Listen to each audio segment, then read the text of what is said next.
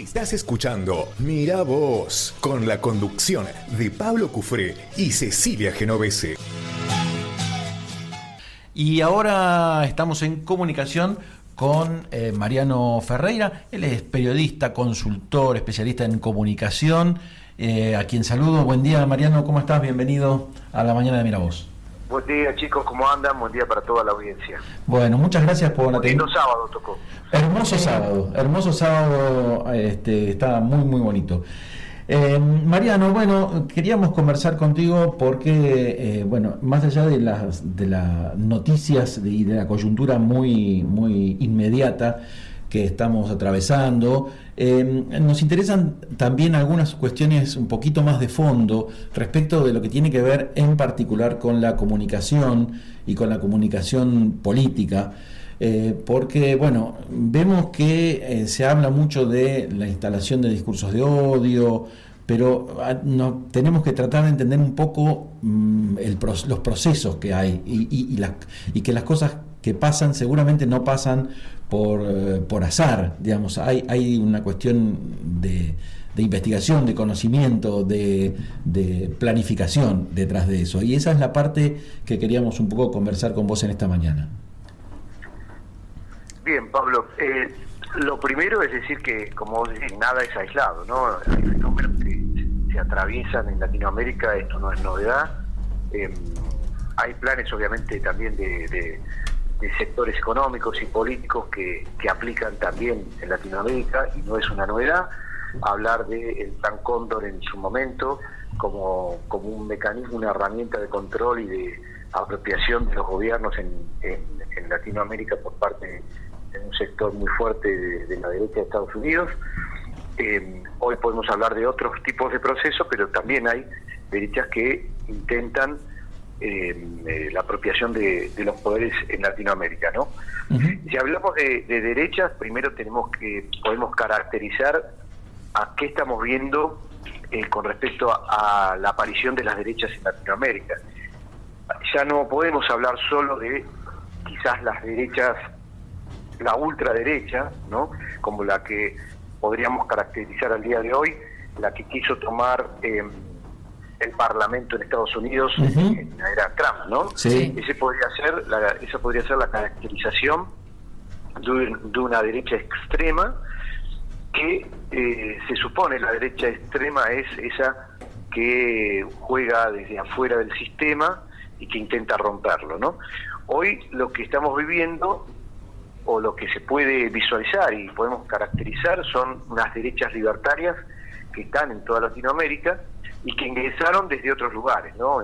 Derechas que tienen una incidencia dentro de la democracia. Podemos hablar de la Argentina, el caso de Milei, podemos hablar de Chile, un candidato con un perfil muy parecido, muy similar a Milei, que salió tercero. Podemos hablar de el candidato que después fue a segunda vuelta justamente en Colombia, Hernández. Uh-huh. Entonces hay una serie de derechas que aparecen que se están ubicando como terceras fuerzas y que son, derechas libertarias porque se apropian de esos espacios bajo esa denominación, y lo que buscan es lo mismo que las derechas tradicionales duras, pero desde adentro de la democracia. O sea, si vos analizás estos casos, y pongamos el caso local de Milei, es una derecha que tiene una incidencia política que le pega desde adentro a la democracia, que sigue insistiendo con la política es mala, y todo ese tipo de discursos, pero desde adentro de la misma democracia. O sea, Milei claro. Hoy es diputado, pero sigue hablando de la política, que toda la política es corrupta, que todos los políticos son ladrones, pero él es parte de la política, ¿no? Uh-huh. Son derechas que accedieron al poder desde el lugar simbólico de ser outsider, cuando en general no lo son. El caso quizás más emblemático y el que le permitió y le dio aire para que estas derechas puedan ubicarse en el escenario político en toda Latinoamérica es Trump. Una persona que era muy mediática, que lo primero que decían los analistas, y yo creo que también muchos analistas de la derecha instalaron ese discurso, de él es un outsider, ¿no? Y él no era un outsider. No, claro. De hecho, Trump estuvo con intenciones políticas y tratando de incidir en los procesos desde siempre, en los procesos electorales, que quiso ser candidato hace muchísimos años, y que bueno, después esto tiene como cierre, como colorario la candidatura de él y su presidencia, ¿no? Sí.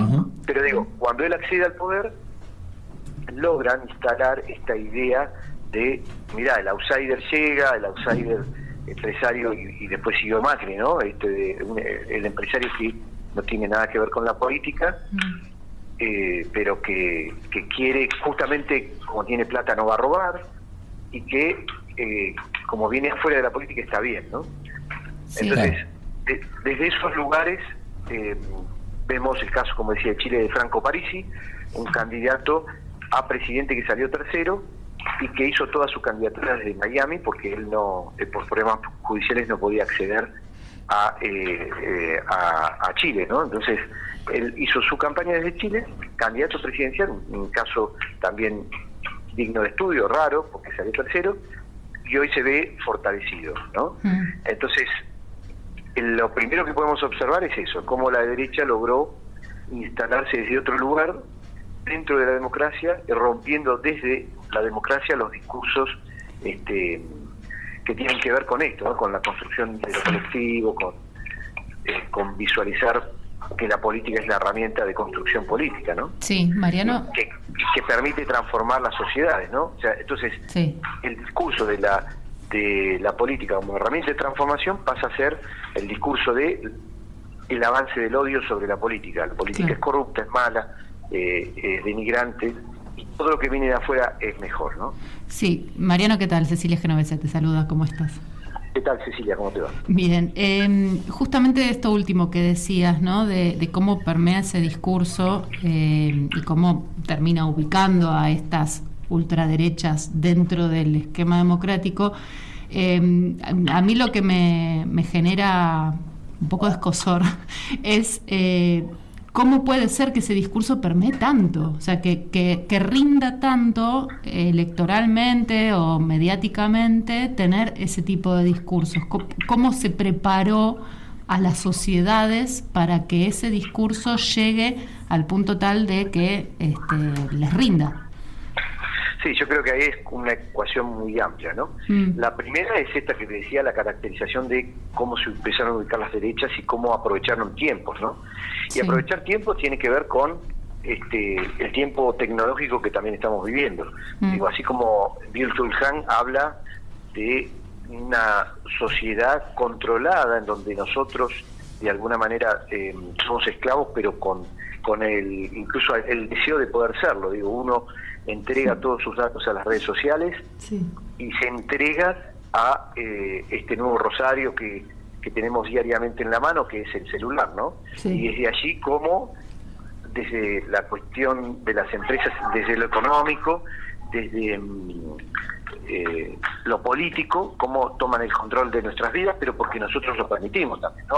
Hay una instancia en donde el ser humano, con el Big Data y todo, entrega el poder al otro, ¿no? sí, Pero además, como dice Eric Sadin en su último libro, lo más tremendo es que genera una sensación en la sociedad de una falsa comodidad y de un falso poder, ¿no? Porque uno tiene un celular y cree que desde allí, empíricamente uno puede decir, sí, desde el celular y una cuenta de red social, yo puedo incidir o puedo de alguna manera poner en juicio alguna línea discursiva de algún sector político, llámese desde Trump a Macri, a quien sea, en todo el mundo, que me transformaría de alguna manera en enunciador y enunciatario. O sea, cada individuo, cada sujeto, en realidad, tendría la herramienta de poder conversar con cualquier actor y actriz política del mundo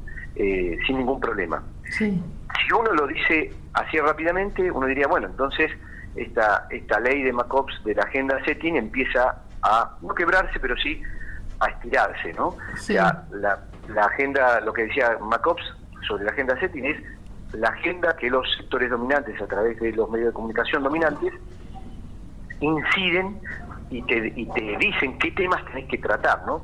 Digo, cuando hablamos de grandes medios, en los 80 era justamente lo que vimos hoy, Radio Mitre, Canal 13, los grupos económicos reunidos, ¿no? Pasa en Brasil y demás. Y en ese momento, en los 80, nosotros podíamos visualizar socialmente que el aire era permitido gracias a las radios comunitarias, que fue el comienzo de una nueva era en los 80, ¿no? Hoy radios que no se la denominan así, están instaladas desde otros lugares, muchas como emprendimientos ya económicos, en otras instancias, no como cooperativas, pero que siguen teniendo un lugar, ¿no? Que se ganaron un lugar. Entonces, esa era la única posibilidad de incidencia en la agenda setting. A partir de la tecnología, de la nueva tecnología, de las redes sociales fundamentalmente, y además de el aumento de la utilización de estos medios por parte del ciudadano común, gracias a la pandemia. Digo, un dato que no es menor, la pandemia lo que logró es adelantar en 10 años el uso de la tecnología. 10 años. Es tremendo el avance.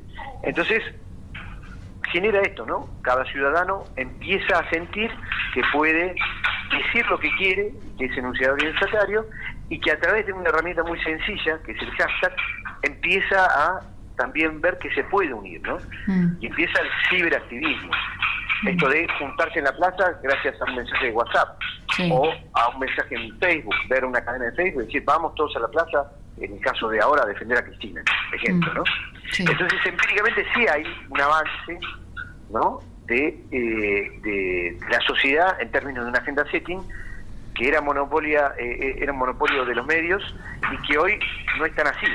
Ya, hay un montón de casos estudiados de cómo los medios de comunicación se rinden a un trending, ¿no? Y dicen, bueno, un tema que no quiero tocar, lo tengo que tocar porque es trending.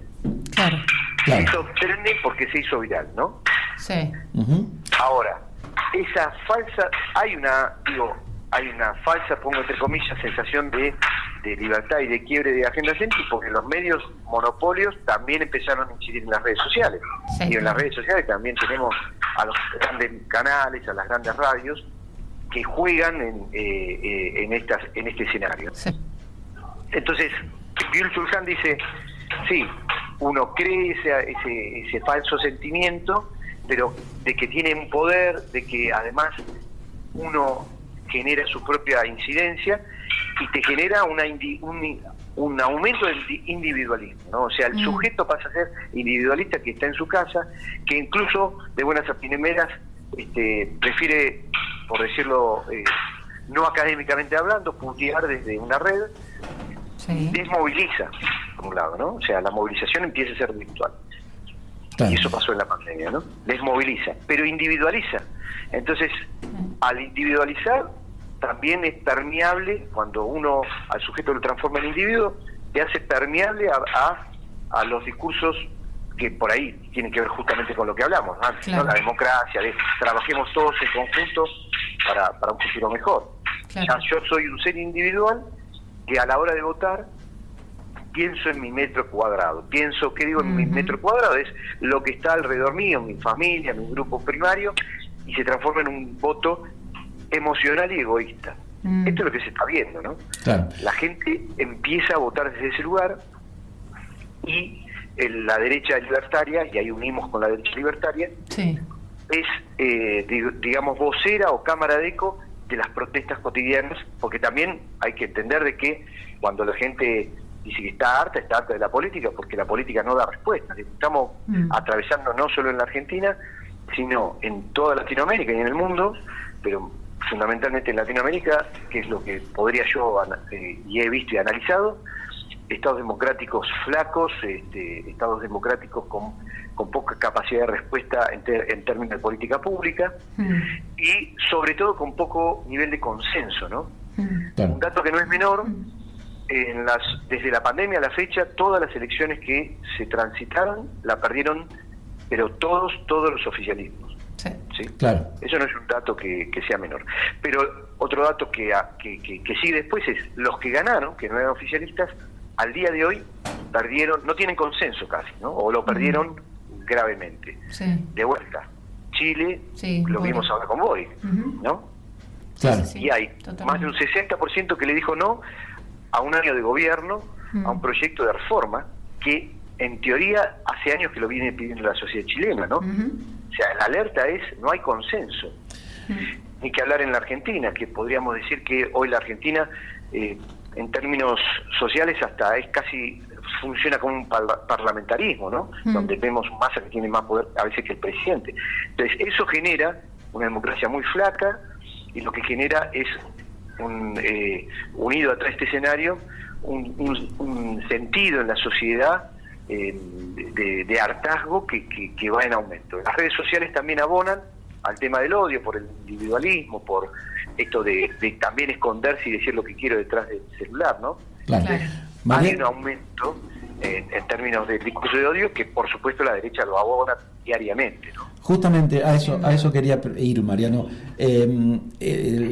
Vos decís, la derecha abona esto, utiliza esto para meterse en el propio sistema y, digamos, atacarlo desde adentro. Frente a eso, obviamente no ha pasado, así que es difícil la pregunta, pero ¿cómo se reacciona? Sí, en teoría uno podría decir, bueno, el sistema democrático, los partidos que no son de ultraderecha, y voy a poner algo en telejuicio, que para mí el macrismo es derecha, pero no es la ultraderecha, ¿no? La ultraderecha sería, en este caso, libertaria, sería Milei. Sí. Pero en el juego del bipartidismo, si se quiere, de los sectores bipartidistas no tan extremistas, ¿no? Izquierda democrática y derecha democrática, pongamos un nombre así, inventado en este momento, siguieron trabajando tanto en este bipartidismo ambos partidos en contra de la política. El caso y esto abona que Milei tenga más poder. Digo, Cambiemos hoy, se está peleando entre los halcones y las palomas, y el juego es ver quién más está en la derecha para sacarle ese capital simbólico que se adopte en Milei, ¿no? O sea, la línea cursiva es salir, ajustar un poco más hacia el lado de la derecha. Patricia Bullrich todos los días lo pone a prueba a Larreta para ver quién es más duro, ¿no? Sí. Y además, desde el otro sector, ambos partidos están trabajando la comunicación de gobierno, que es la que te permite lograr consensos, ¿no? La están trabajando como si fuera una campaña. ¿Cómo es eso? Se verá comunicación de campaña. También, si analizamos las últimas campañas, que es otro de los condimentos que abona a la realidad que vivimos hoy, todas las campañas, en vez de hablar de propuestas, hablan más de las personas, de las propiedades que tienen positivas las personas. Entonces, esto abona también, de vuelta, un escenario de hiperpersonalismo, y la gente que también está en esta tónica, está eligiendo más personas que partidos. Claro. Eso Los partidos están desapareciendo en términos ideológicos. Si yo te pregunto, ¿alguno de ustedes en estudios visualiza la plataforma radical hoy por hoy en algún sector de ese partido? La esencia del radicalismo ni siquiera se habla. No. Claro. Sí, se habla de personas, ¿no? Hoy la gente dice, sí, el radicalismo es Manes. O sea, pero no hablan de la base del radicalismo. Lo mismo podríamos decir del peronismo en general, ¿no? Claro. Y las alianzas que tenemos hoy, que se están viviendo, un sentido de alianza en el macrismo con el Cambiemos, y que está fracturada también, y el radicalismo, porque tienen personajes, de vuelta, no son movimientos, son personalidades que están disputando el poder. Sí. Tenemos Macri, Larreta, tenemos a Patricia Bullrich, tenemos a Manes, son personas, ¿sí? Hiperpersonalizando la política, pero del otro lado también, digamos, tenemos a Cristina, tenemos a Massa, tenemos a Fernández, y ese es el juego, ¿no? Claro. Entonces, sigue abonando a la sociedad, a una sociedad que avanza en el escepticismo, este sentido de la política no sirve. Claro, sí, porque es mucho más fácil. La política se fagocita a sí misma. Digo, un ejemplo concreto. Hoy por hoy, Cambiemos en Buenos Aires tiró una campaña, hace un tiempito, ¿no?, de buscamos 200 nuevos candidatos que van a provenir de la sociedad. Sí. Los buscamos a ustedes. ¿Qué quiere decir? ¿Cuál es el discurso profundo en eso? Donde yo recorría Buenos Aires y veía grandes carteleras inmensas vos podés ser uno de los 200 candidatos, a modo de gran hermano, para Claro. buscar candidatos a las próximas elecciones. Lo que estoy diciendo ahí es, no hay nadie de la política para ocupar esos lugares. Lo que estoy diciendo ahí, que el mejor candidato es alguien que sea fuera de la política, de nuevo. Estoy abonando al discurso del outsider. Si abono al discurso del outsider, quiero reconocer, o estoy reconociendo, que el discurso de Milei es ese, y está bien. Sí. O sea, que el discurso de Milei, la política es mala, la seguimos abonando. La propia política está fagocitándose a sí misma. En tanto y en cuanto los bipartidismos no empiecen a discutir en las plataformas o de campaña el mirar hacia adelante y no mirar hacia atrás en términos de lo que hizo el otro es malo o lo que yo hice solo es bueno, sino cómo vemos el futuro. Y si hablamos de atrás, hablemos de las plataformas de los partidos. ¿Qué proponemos en profundidad? Claro. ¿No?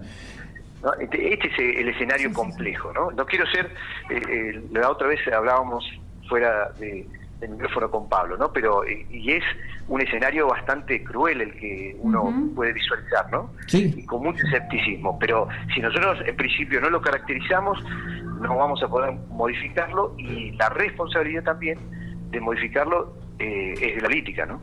Claro. La política en términos de ya académicos de la diferencia entre lo político y la política. La política son los actores que manejan los sectores de poder, ¿no? Sí. Los que tienen incidencia directa, los que tienen un cargo. Y lo político sería el movimentismo, ¿no? Que vemos a diario. Claro. Bueno, justamente un poco el sentido de esta conversación y esta charla que estamos teniendo es eso, ¿no? Es difundir, en todo caso, ponernos a pensar en estas cuestiones desde un medio de comunicación, porque a veces queda en una charla de café y no nos sirve. Y porque los medios de comunicación de vuelta siguen también siendo, no es que no son importantes, más allá de esta tensión de la setting, que ellos van perdiendo esa capacidad de control, pero siguen incidiendo. Y si vos analizás los discursos de los medios dominantes, es también hablar de extremos, el otro es el malo, esto, el otro, digo, no abonan a una discusión sana de pensar, de analizar todo el término espectacularización de la política, ¿no? Un análisis muy banal de la política, ¿no? Claro, sí, una cosa casi novelesca que proponen. En ese sentido, Mariano, te quería consultar, porque lo que vemos, y sobre todo, bueno, en estas últimas semanas, esta última semana en particular, a partir del intento de homicidio de Cristina, se vio una especie de voltereta en el aire que hicieron varios dirigentes en su discurso, donde salieron el mismo jueves a condenar y a repudiar el hecho, y 2 días después estaban ya del otro lado poniéndolo en duda, minimizándolo y volviéndolo a su favor, ¿no? Volviendo ese discurso a favor para un uso político, para un uso electoral, podríamos decir, y para esto que decías, ¿no? Correrse cada vez más a la derecha, fidelizando ese sector, o por lo menos esa es la idea que me parece que ocurrió. ¿Cómo logran transformar el discurso de esa forma sin tener ningún tipo de consecuencia? Y lo logran porque también la sociedad, como decíamos antes, está alineada en ese sentido. Sí.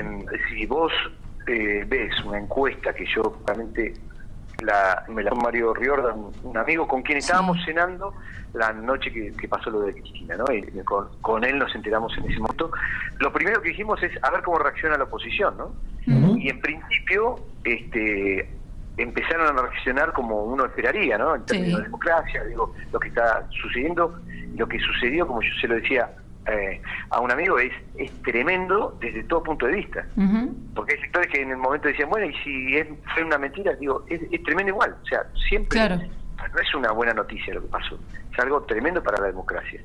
Y uno tiene que actuar en consecuencia. Y como hasta el Parlamento de Estados Unidos salió directamente a decir, condenamos este hecho, ¿no?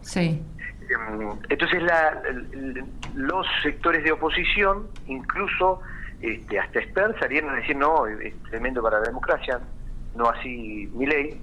Pero después de 2 días, una encuesta que a mí me llegó hablaba de que el 62% de la sociedad estaba desconfiando si ese hecho era así. Entonces, sobre ese dato empírico y real de una encuesta, de una sociedad, como ya decíamos, caracterizábamos, cansada, escéptica, etcétera, y alejada además de la agenda pública. La agenda pública en realidad cada vez más distante de la agenda de la gente. Sí. Y bueno, los sectores políticos o de oposición vieron esa encuesta y dijeron, bueno, podemos seguir avanzando. Claro. O sea, lejos de generar una línea discursiva en términos políticos, discutamos lo que es la democracia y defendamos la democracia en todos sus sentidos, en todos sus órdenes, tratan de aprovechar los momentos, ¿no?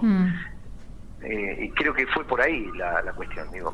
Por eso rápidamente uno dice, ¿cómo si votaron tan rápido no tienen consecuencias? Porque se avalaron en una encuesta, porque lo que vieron es que en términos sociales, y vos fíjate, el otro día decíamos con Pablo inclusive, ¿no? Ese 62% que desconfía de si lo que sucedió fue armado, es más o menos el promedio 60 y pico % que sufrió Boric en contra, que le dijo no a esa reforma, ¿no? Sí. Claro. Y que Me resonó el número puede por decir, eso, sí. Claro, son números similares y tiene que ver de vuelta con este cansancio que hay de la sociedad que se siente engañada por el sistema político y que eso lo transfiere a la democracia es mala. Es un riesgo muy grande el que estamos atravesando, ¿no? Así es. Totalmente. Mariano, excelente, súper interesante y seguramente más adelante vamos a volver a llamarte porque nos interesa justamente mucho estos temas, pero bueno, por ahora te agradezco la comunicación con la mañana de Miravoz y bueno, que te deseo que tengas un hermoso día. Muchas gracias a ustedes y gracias por permitir la discusión de estos temas, ¿no? Que es tan importante para que la sociedad piense, ¿no? Tal cual. La idea de vuelta, como para cerrar, no es bajonear a nadie, ¿sí? No. Que tengamos conciencia y a partir de ahí empecemos a través de esta charla que para muchos es incómoda, y si son políticos, con más razón se pongan a pensar de qué manera pueden transformar la sociedad en forma positiva, ¿no? Exactamente, me encantó ese cierre. Gracias, Mariano. Abrazo grande. Otro. Abrazo. Buen fin de semana.